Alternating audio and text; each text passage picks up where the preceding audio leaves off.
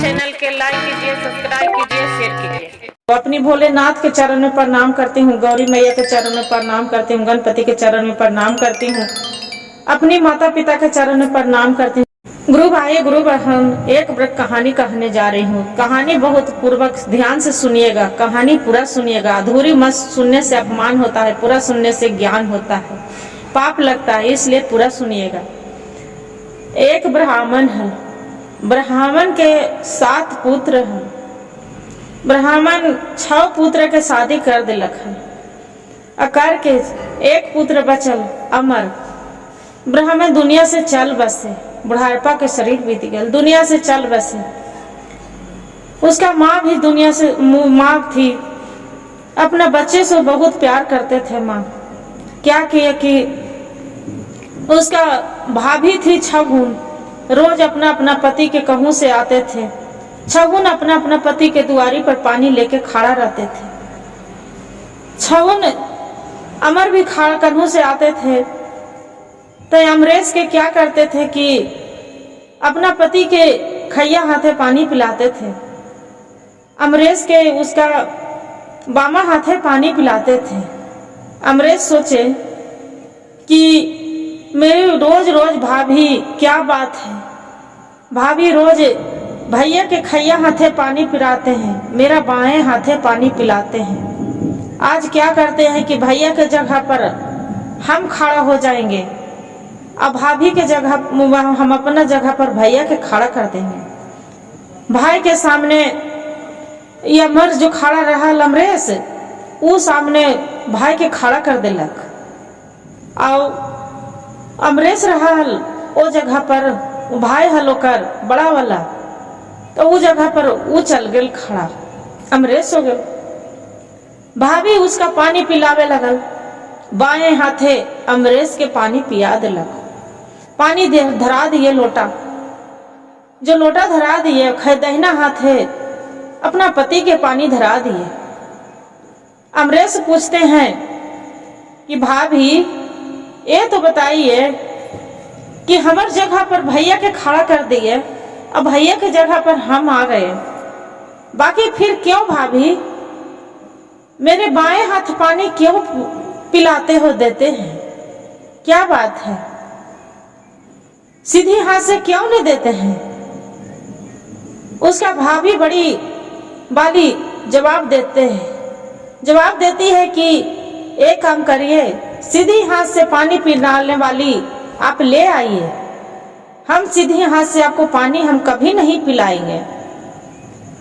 अमरेश के बहुत जबूर लगा, इतना जबूर लगा कि उसका कलेजे दहल गया। वहां से पानी नहीं पिए और वहां से चल दिए। लोटा धरे और लोटा धर के पतेली चला गया। उसका भाई बोले कि अमरेश पानी पी लो, बाबू पानी पी लो। बोले नहीं भैया, अब सीधी हाथ से पानी पियाने वाले लाएंगे तबे हम पानी पिएंगे, बाकी अब हम पानी नहीं पिएंगे। वहां से घर से निकल गया।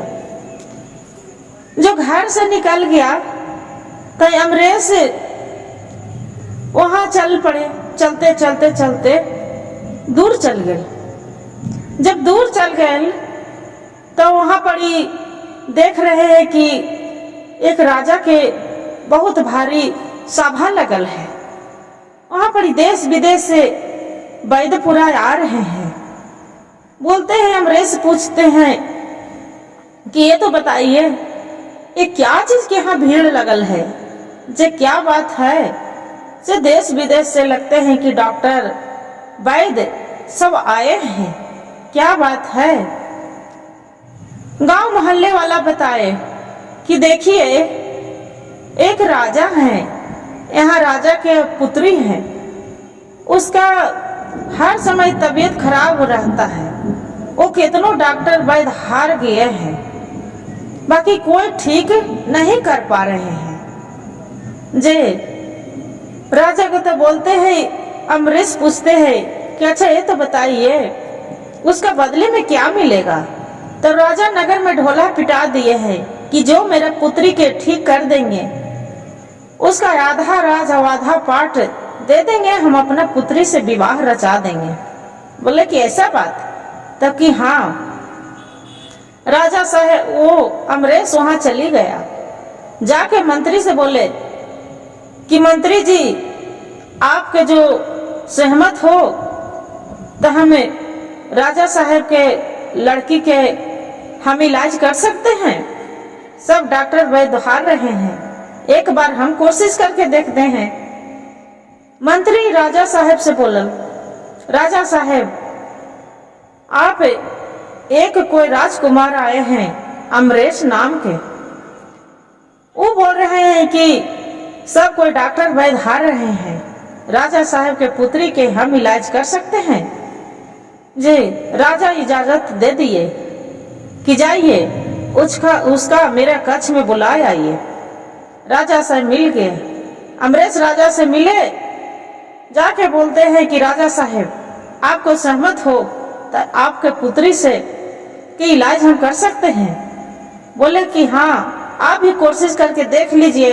इतना राजा महाराज डॉक्टर वैद्य पूरा हार गया है, देश विदेश से बहुत दूर दूर से आ गया है, बाकी तू भी कोशिश करके देख लो।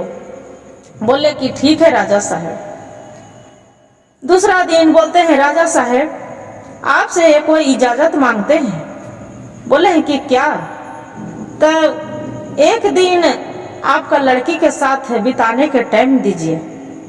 बोले कि ठीक है, इजाजत दे दिए राजा साहब। क्या किया कि अमरेश रात में लड़की के कक्ष में चली गए। उसका नाम थी राजकुमारी। राजकुमारी के कक्ष में चली जाते हैं।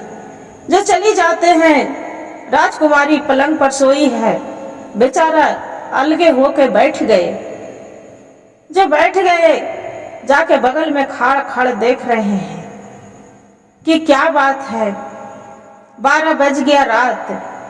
जो 12 रात बजे हैं तो देखते हैं कि उसका राजकुमारी के पेट में से पूरा मुंह के रास्ते से एक नागिन निकलते हैं।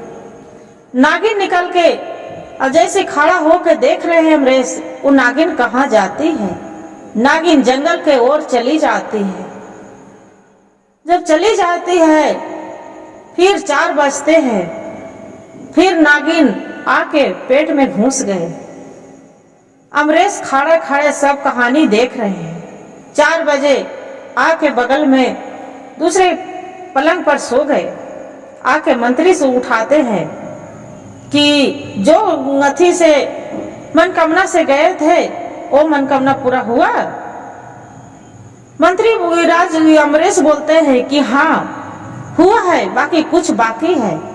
बाकी राजा साहब से एक दिन आओ, हम मांगते हैं एक दिन की इजाजत कि एक दिन आओ मेरा दे दें कि उनको लड़की के साथ कच्छ में हम बिताने के लिए। राजा साहब बोलते हैं कि इजाजत है, जाइए। फिर अमरेश पूछते हैं लड़की के, 12 बजते हैं रात, पूछते हैं कि आपको तबीयत कैसा लग रहा है? बोलते हैं कि ठीक है। राजा साहब फिर ऑर्डर दे देते हैं। रात में बोलते हैं कि राजा साहब आप मेरे से कुछ चाहिए। बोलते हैं कि क्या चाहिए? तो एक काम करिए कि कुछ कपड़े दे दीजिए और कुछ उसमें धूमन अगरबत्ती दे दीजिए और एक बांस के खोपड़ी मंगा दीजिए, पूरा खोखला नियन बांस रहे वो मंगा दीजिए। बोलते हैं कि ठीक है। क्या किए कि मंत्री के हुक्म देके राजा साहेब बांस के जैसे बांसुरी बजते हैं वैसे ही टाइप के खोखला टाइप के बांस मंगा दिए। अब कपड़ा मंगा दिए। कपड़ा मंगा के राजा साहेब बांस लेके लंबा खूब अब जाके एगो कोने में बगल में खड़ा हो गए। रानी साहब जो राजकुमारी थी सो गई।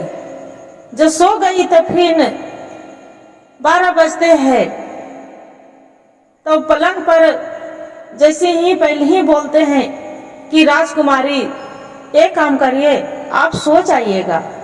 आप मत बैठिएगा, आपको तबीयत ठीक नहीं है। बोलते हैं कि ठीक है। जैसी गुरुवान 12:30 बजने वाले हैं, नागिन वहां से पेट में से मुंह के द्वारे निकल गए। निकल रहे हैं, जैसे निकल रहे जैसी बांस के खोपिल राजकुमारी के मुंह पर कर देते हैं, वो खोपिल में नागिन चली जाती है। जब चली जाती है, पूरा नागिन चल जाते हैं अंदर। क्या करते हैं, ऊपर से कपड़ा ढक देते हैं, कपड़ा बांध के यहाँ बांस कोने में खड़ा कर देते हैं। मंत्री जाके उठाते हैं, देखते हैं कि राजकुमार तो सोया है। बोलते हैं कि अमरीश आपको नींद पूरा हो गया? बोलते हैं कि हाँ। तो जे काम ले रानी साहब राजकुमारी के कक्ष में आए थे वो पूरा हो गया? तो कि हाँ हो गया। बोलते हैं कि एक काम अकेले के बस के बात नहीं है, जे काम करिए कि सभी को बुला लीजिए, राजा साहब को बुला लीजिए, रानी साहब को बुला लीजिए, और बुला के और सभी को, इसमें से सब आदमी के काम है, नौकर चाकर सभी को। बोलते हैं कि ठीक है। राजा ऑर्डर दे देते हैं। जो राजा ऑर्डर दे देते हैं, वहां से 8-10 आदमी आ जाते हैं। बोलते हैं कि राजा साहब मेरा काम हो गया, आप एक काम करिए, कोने में बांस खड़ा है, वो कोने में से बांस ले आइए, मंत्री से मंगा लीजिए। मंत्री बांस लाते हैं। बोलते हैं कि राजा साहब वो बांस नीचे उछल के देखने बोलिए मंत्री साहब के। उछल के देखते हैं तो एक नागिन है। लड़की राजकुमारी से बोलते हैं, गुबारी जो बांधे थे, बोलते हैं कि आपका मुंह कैसा लग रहा है, स्वस्थ कैसा लग रहा है? तब अच्छा लग रहा है, पहले से ठीक है तबीयत? तो ठीक है। तब कि हाँ। राजकुमारी अमर बोलते हैं राजा साहब की, राजा साहब यही नागिन थी कि राजकुमारी के पेट में से निकल के और उसी को परेशान कर ले थी। इसी के चलते राजकुमारी के तबीयत ठीक नहीं रहते थे। क्या कहिए कि अब जो वादे करल के पूरा, अब तो राजा साहब शादी ब्याह तो करना ही थे। राजा साहब शादी ब्याह कर दिए अमरेश से। अब कुछ दिन बिताए, 2 महीना 4 महीना बिता के गुरु बहन अब राजा साहब के बोलते हैं राजकुमार अमरेश कि पिताजी अब मेरा 4 महीना ऐला हो गया है, अब यहाँ हम नहीं रह सकते हैं, अपना राजपाट संभाल लीजिए, अब मेरा विदाई दे दीजिए, मेरा अपना लड़की के विदा कर दीजिए, राजकुमारी के हम लेके अपना गांव जाएंगे। बोलते हैं कि ठीक है बेटा चली जाइए। क्या करते हैं कि राजकुमार के राजा साहब के घोड़ा अब अपनी लड़की के राजकुमारी के दे देते हैं कि डोली फना देते हैं, धन दौलत पूरा सब दे के विदाई कर देते हैं। जब विदाई कर देते हैं, उसका 6 भाभी रहते हैं, तो बहुत उसका आराम बड़ी धूमधाम से अर्चन पर्चन करके और उसका सास प्यार से घर में ढुकाते हैं। कुछ दिन के जैसे मेला लगते हैं, बहुत भारी मंगला के मेला लगते हैं। जो मंगला के मेला लगते हैं, हर साल मेला लगते थे, वैसी मंगला के मेला लग गए। सभी भाभी 6 घूमने गए देखने, तो बोलते हैं कि राजकुमारी क्यों अकेले घर में रहेगी, उसका भी हम साथ में ले जाते हैं। राजकुमारी के भी साथ में ले गए। जो ले गए, राजकुमारी बहुत सुंदर थी, बहुत खूबसूरत। जो खूबसूरत थी, मेले में देखे कि वहां एक दानव आया था। दानव क्या करते थे कि जो सुंदर लड़कियां रहती थी, उसका मक्खी बना के अपना माथे में रख लेते थे, रख लेता था गुरु बहन, और वहां से फिर मक्खी बना के और सुंदर लड़की के चल देता था। क्या किया, कनक पर नजर पड़ गया दानव के। बहुत तंत्रधारी था, जादूगर था, तंत्र था पूरा, और वहां से लेके चल गया अपना 7 ताले के तरहार में कनक के राजकुमारी के रख दिए। जो राजकुमारी के लेके चला गया, छाउन भाभी उसका अमरेश के खोज रहा है, कहाँ चली गई, कहाँ चली गई, राजकुमारी कहाँ चल गई। खोजते खोजते खोजते ढूंढते ढूंढते शाम हो गया, रात बीत गया, बाकी राजकुमारी कन्हू नहीं मिले। जाके घर चला गया। अमरेश पूछता है कि भाभी, राजकुमारी आपको साथ गई थी, वो कहाँ गई? बोलती है उसका भाभी कि अमरेश उसका राजकुमारी के मेले में ले गई थी। मैं देखी कन्हू इधर उधर पता नहीं चला। अपना पत्नी से बहुत प्यार करते थे राजकुमारी से अमरेश। बोले तीर उठाया, धनुष घोड़े पर सवार होके तीर क्या किए कि दीवार में गाड़ दिए। बोलते हैं कि माँ, ये तीर हम दीवार में गाड़ते हैं, जखनी जो जमीन में गिर जाएगा तो सोचना कि हम धरती पर नहीं रहेंगे, और जब तक दीवार में रहेगा जब तक जानना कि मेरा बेटा जीवित है। अपना पत्नी के खोजने के लिए निकल गए। जो खोजने के निकल गए, चलते चलते चलते जंगल के ओर चला गया तो देखते हैं कि वहाँ गुरु माँ रहते हैं, भीड़ लगे हैं। गुरु माँ इधर बहुत आगे पीछे जानते थे। जाके पूछते हैं गुरु माँ से कि माँ, प्रणाम पाती किए, पैर और छुए। बोलते हैं कि माँ, आपसे कुछ काम है, मेरे कुछ बताइए। बोलते हैं कि क्या बेटा?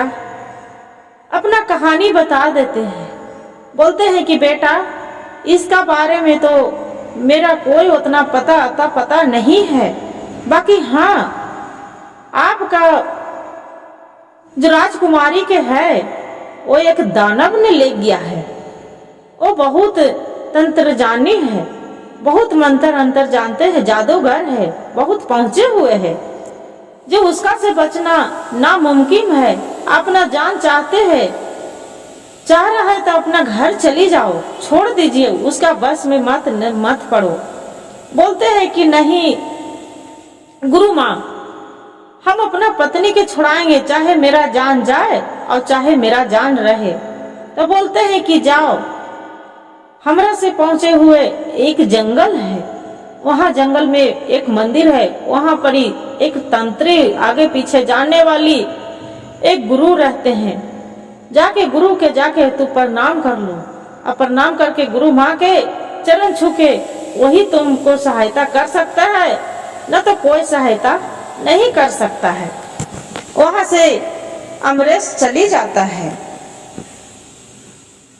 जो वहां से अमरेश चली जाता है तो जाके प्रणाम पाती करके गोड़ और पैर छू के अब बोलते हैं कि गुरु माँ हमें अपना सारी बात बता देता है।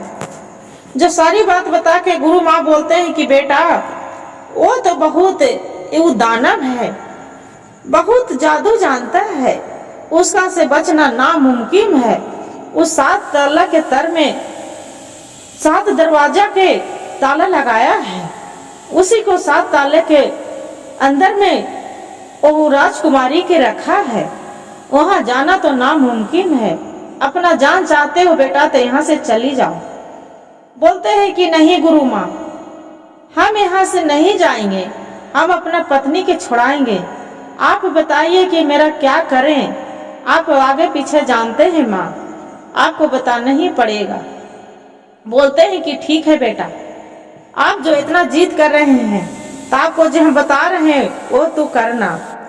गुरु माँ से अमरेश बोलता है कि गुरु माँ जो ले जाएंगे तो हम साथ में ले जाएंगे, हम राजकुमारी के बिना हम नहीं जिएंगे, हम उनसे बहुत प्यार करते हैं। जे जाएंगे तो दोनों साथ में जाएंगे गुरु माँ, हम अपना जान के परवाह नहीं है। गुरु माँ बोलते हैं कि ठीक है बेटा, जो तू नहीं मानेगा तो ठीक है, एक काम करो, वो दानव बहुत चतुर चालाक है और बहुत तंत्र जानते अगम जानी है, बहुत वो जादूगर भी जानते हैं, पहुंचे हुए हैं। एक काम करना, आज रात यहीं बिता लो। आज रात में वो दानव वो अपना घर पर रहेगा, इसलिए तू चली जाएगा तो जीवित नहीं छोड़ेगा, वो 12 बजे दिन में निकल जाएगा, तब तू जाना। क्या करते हैं कि सुबह हो जाते हैं, 11 बजे दानव घर से निकल जाते हैं अपना दाना पानी के खोज में। क्या करते हैं कि गुरु माँ अमरेश के दोनों हाथ में भभूत राख दे देते हैं, मुट्ठी भर, दोनों मुट्ठी में बोलते हैं कि जाओ, ए वाला मुट्ठी बायां हाथ वाला छींटना तो दरवाजा खुल जाएगा, और दाहिना हाथ वाला छींटना तो बंद हो जाएगा।